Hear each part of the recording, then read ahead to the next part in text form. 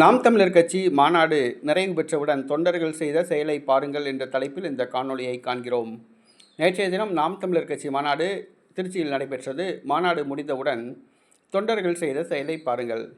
பொதுவாக தமிழக வெற்றி கழக மாநாட்டில் விஜயை பார்த்தவுடன் விஜய் பேச ஆரம்பிப்பதற்கு முன்பாகவே தொண்டர்கள் கிளம்பி விடுவார்கள்.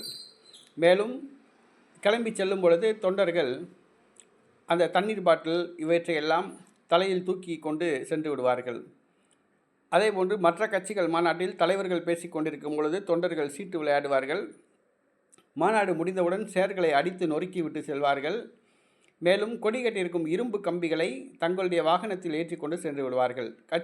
மாநாடு நடத்துகிற கட்சிக்காரர்கள் அந்த இரும்பு கம்பிகளுக்கும் சேர்த்து அபராதம் கட்ட வேண்டியிருக்கும்.